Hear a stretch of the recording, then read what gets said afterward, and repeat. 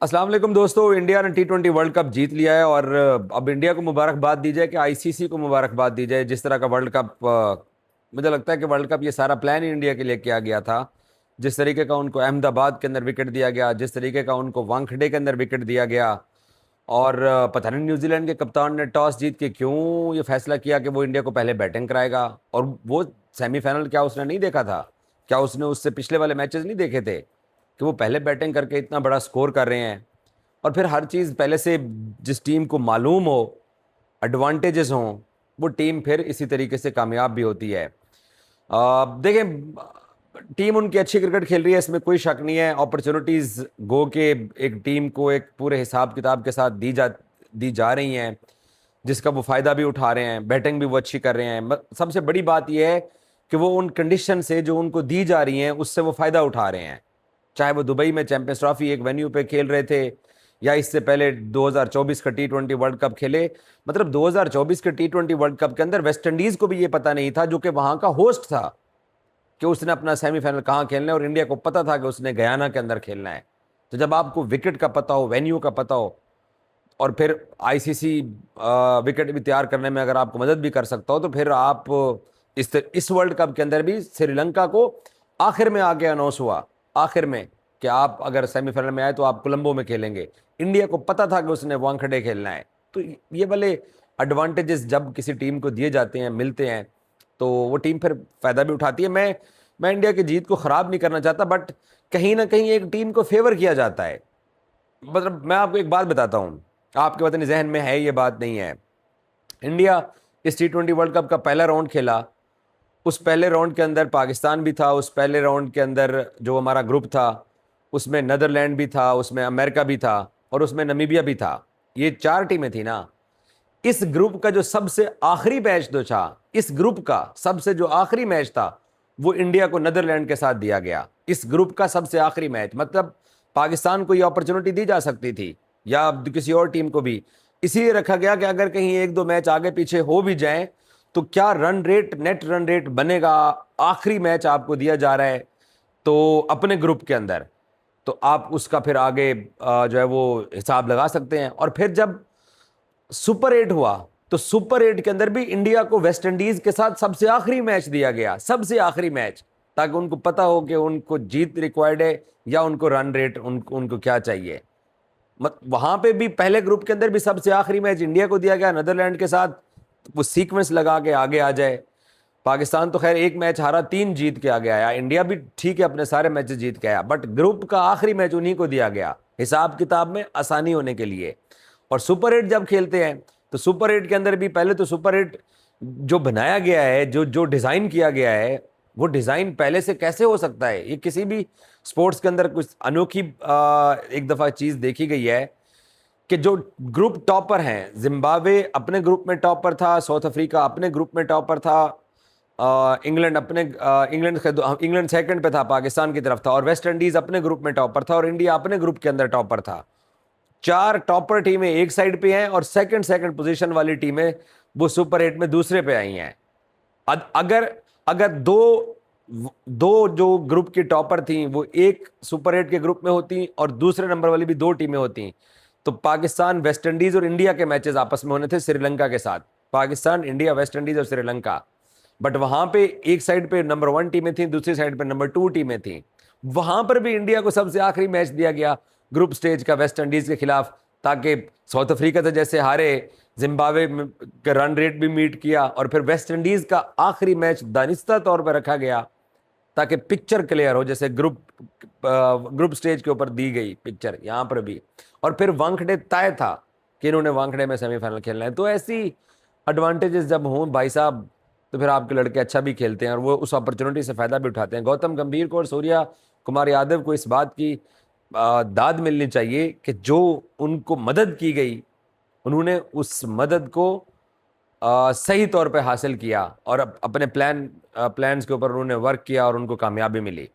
Batting भी संजू सैमसन अच्छी कर गया, और जो ट्रैक वहां पर उनको दिए गए, पता नहीं दूसरी दफा क्या होता है, कोई लाइटें शाइटें कोई लोग सोशल मीडिया पे चला रहे हैं कि ब्रेक के दौरान जब लाइटें ऑफ होती हैं ना, तो दरमियान में अंधेरा करके तो विकेट के ऊपर पता नहीं रूलर चला दिया जाता होगा। आई डोंट थिंक सो कि अंपायर्स वहां मौके पर मौजूद होते हैं।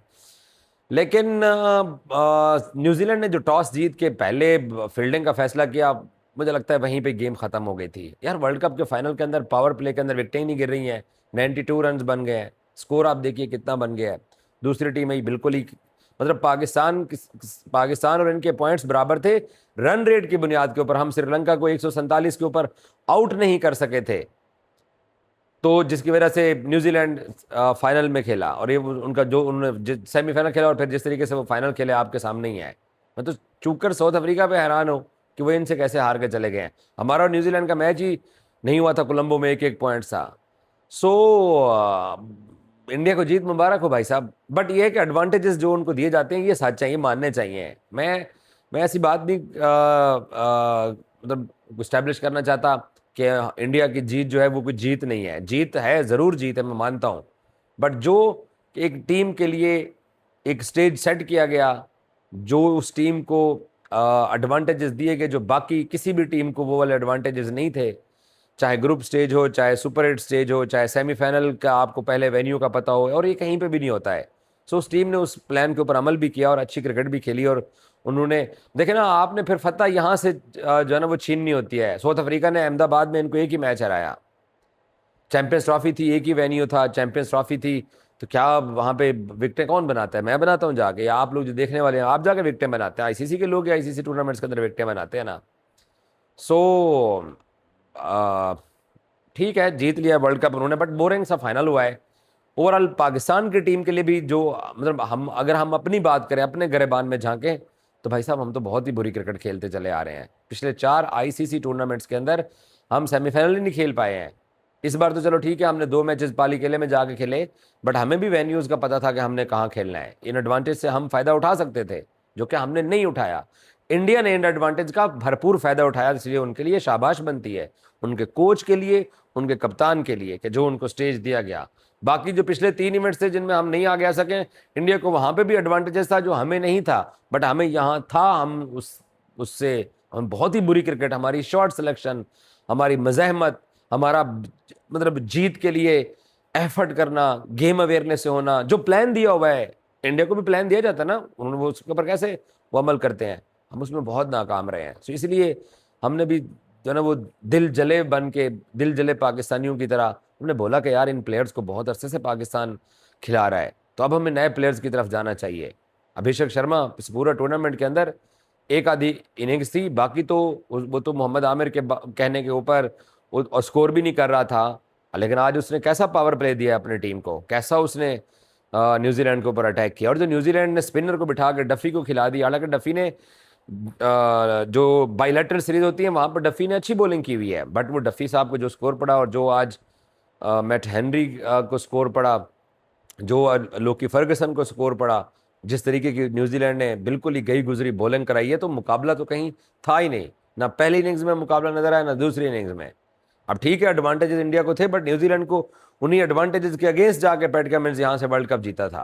तो आपको अगेंस्ट जाके वर्ल्ड कप जीतना पड़ता है, आपको और एफर्ट करनी पड़ती है। जब पता है सबको कि उनको बहुत सारी चीज़ों के एडवांटेजेस हैं, उनको फ़ायदा दिया जाता है, तो आपको फिर छीनना पड़ता है। तो आपने नहीं छीना। और हमें हमें अब जो प्लेयर्स आगे पाकिस्तान की जो फ्यूचर की जो T20 टीम चाहिए, हमें हमें उसमें अपने प्लेयर्स को बदलना पड़ेगा भाई साहब, हमें नए प्लेयर्स की तरफ जाना पड़ेगा। ये इतना इतना इतनी बुरी क्रिकेटिंग नेशन हम नहीं है। हमने हमने एक अरसा अच्छी क्रिकेट खेली हुई है, तो हम दोबारा अच्छी क्रिकेट खेल सकते हैं। बट ये जिन लोगों के ऊपर हम तकिया करते आए हैं, इन्हिसार करते आए हैं, ईमानदारी से सच बता रहा हूँ, इन्होंने मायूसी किया है। इन्होंने सिर्फ इस इवेंट में मायूस नहीं किया, इन्होंने इससे पहले भी यार, एक न्यूयॉर्क में 120 गेंदों के ऊपर 120 करना था, इनसे नहीं हुआ यार। मैं क्या आपको बात करूं, उस दिन भी राणे ने स्कोर मार दिया, वरना हम किस तरह की क्रिकेट खेल रहे थे। तो पाकिस्तान टीम के अंदर जो खामियां, जो कोताहियां हैं, जो गलतियां हैं, उनका हमें खुले दिल से एतराफ़ करना चाहिए। इसके ऊपर कोई नई बात, मतलब जो इंडिया को एडवांटेज है उसमें बात करें, बट अपनी नाकामी और अपनी कमज़ोरियों को भी हमें देखना चाहिए। मैं स्टिल अभी भी दोस्तों आपके सामने हर मरतबा ये कहता हूँ कि हम इतनी बुरी क्रिकेटिंग नेशन नहीं है, हम कम बैक कर सकते हैं। 4 इवेंट आईसीसी के गुजर गए, हमने सेमीफाइनल नहीं खेला, बट हम कम से कम इन प्लेयर्स के ऊपर, जो कि 6 इवेंट आईसीसी के खेल चुके हैं, 4 एशिया कप खेल चुके हैं, ये नहीं डिलीवर कर पा रहे हैं। बाकी चेंज करके देख लेते हैं कि हो सकता है पाकिस्तान क्रिकेट वापस ट्रैक पे आ जाए, और ट्रैक पे आ सकती है। हमारे यहाँ टैलेंट मौजूद है। बहरहाल इंडिया जीत गया है। आईसीसी को मैं मुबारकबाद दूंगा कि उन्होंने जिस तरीके का इंडिया के लिए वर्ल्ड कप सजाया था, तो उन्हें मुबारक होए। Thank you so much.